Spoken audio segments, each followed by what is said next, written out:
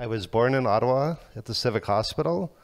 My dad, during my birth, had to choose between my mom and me because of complications, and the doctors said we both wouldn't survive. My mom's birthday was today, and I'm standing here, so we both did, obviously.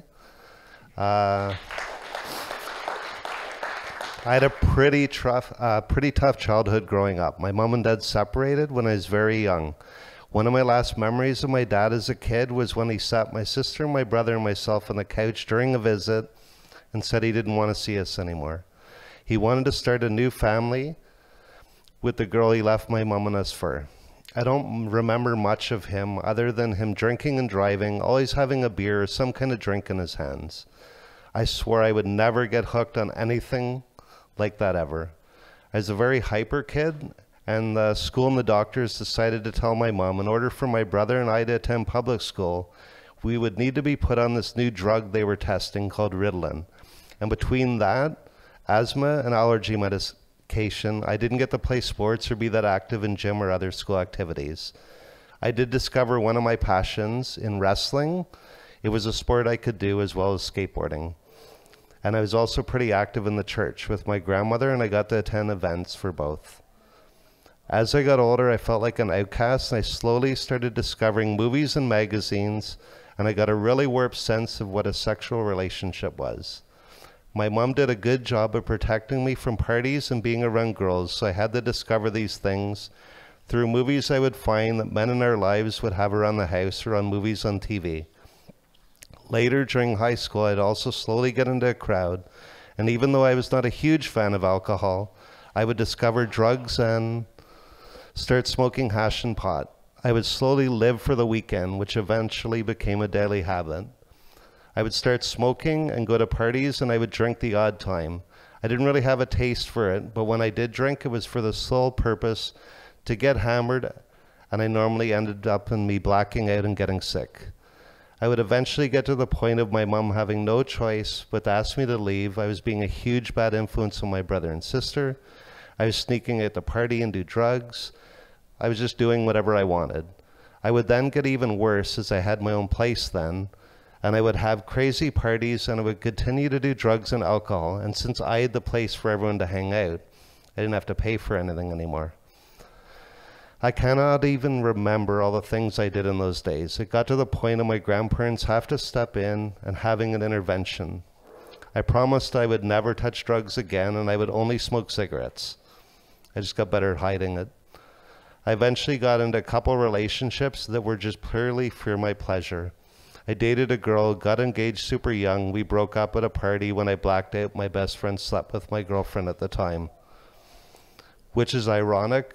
When I would start hanging out with my buddy and my wife at a party, I went to watch her back and keep an eye on her when they were on a break, and I ended up getting drunk and we slept together. Ended up moving in with her for a month. And it was purely like every other relationship. I did not have feeling for these girls. They were objects for pleasure for myself. I would go to college and come home on weekends to my grandmother's. My drugs were getting out of control. I'd spend almost every night drinking at strip clubs. I even got more warped sense of what a sexual relationship was. Ended up getting my first tattoo from a biker I met at one of the bars. And it doesn't even look half bad considering the amount we drank while he did it. I would go on a road trip, and we decided to get a lot of acid and LSD and bootleg booze to sell. And I figured I was running out of my college money. That would be a great sense of income. I ended up getting my second tattoo, having no clue if the needles were clean, as I was tattooed by two guys in the drug house. I started a spiral that night that I ended up overdosing on the drugs, and I somehow ended up at my mom's in a cab. It took me over a day to come down off the trip.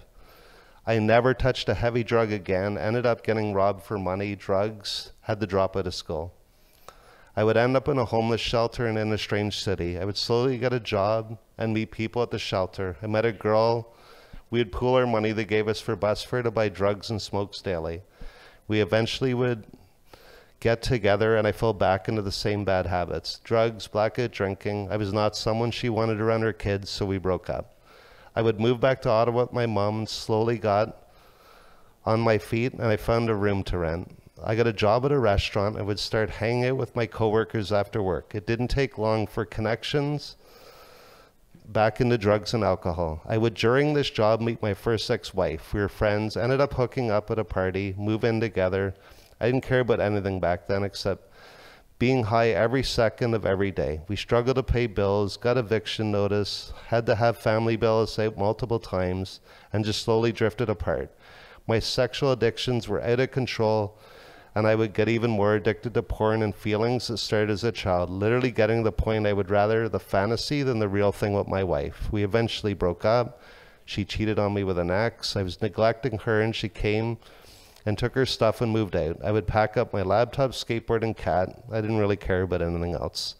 Moved in with a college student, partied every day. But I had no one to hold me in check anymore. I would trade my addictions back and forth, but it didn't take long for porn, drugs, and alcohol to take over my life. I did quit smoking though, so progress. I would hit completely rock bottom. I was holding a job in a coffee shop for many years. I was able to function at work high and drink after work. I would discover a little church in Vanier and go check it out. I had nothing left to lose. I grew up in the church and I'd walked away for years. I discovered community there. I met some friends. We all had a few things in common, like hanging out at church, getting high and drinking afterwards or during, and would even go to the service drunk and high. I would fall deep into the wrong crowd and almost end up homeless and in a toxic younger relationship. Had to move with my sister and brother-in-law. I quit drinking and I really struggled to stay sober. I didn't relapse, but I was so triggered by alcohol. I would still continue to smoke pot and was completely addicted to porn was living a life in complete darkness. I ended up moving back with people that threw me out on the street, and I was almost homeless yet again. I had a friend from my current church give me money for food. I spent most of it on drugs. She ended up taking my kitten and offering for me to stay in a spare bedroom for a couple of months, eat what I wanted, and save to get back on track. I cannot explain it, but during this time, I believe I had a spiritual experience, as I had lost all desires to smoke, drink, do drugs anymore. This is my 6th year of being clean and sober, and I do not crave anything since I believe I was delivered from my addictions. I would attend meetings and get involved in anything recovery related. I helped lead, I attended events like this one. I had my dark secrets still though. I was still very addicted to porn still. I would meet a girl online who found me on a dating app. We rushed into a relationship and were married within a year. I would start making amends in my life to my ex-wife and mutually sign the divorce together and move on. I would marry this new girl, and once we moved in together, we separated. I think 8 or 9 times. We were completely done before our first anniversary. I would switch careers. I would slowly try and get my life back on track. I would meet a new friend on Facebook, and we would stay up the night chatting the nights away. I'd given up on love and relationships. I'd never felt worthy of love. Not only did we start dating after our first kiss and date, I'm proud to call her my wife as of October last year. I love you, Shetta. I would also get freedom finally from my addiction to porn and lust. I only have eyes now for my wife. I just got promoted at the end of last year. I have a job where I went from working security at a front desk to managing 24 sites, and I have over 80 guards under me, and I'm second in command of it all. I've just added an awesome and goofy puppy to our already crazy family of 2 cats. He is helping me get out of the apartment more and exercise daily. And this is my message. There's hope and freedom. There's a better life awaiting you. It's just one day at a time. That's it. Quoting a hero of mine that passed away a few years ago. In my life, I've learned hard work pays off and dreams come true.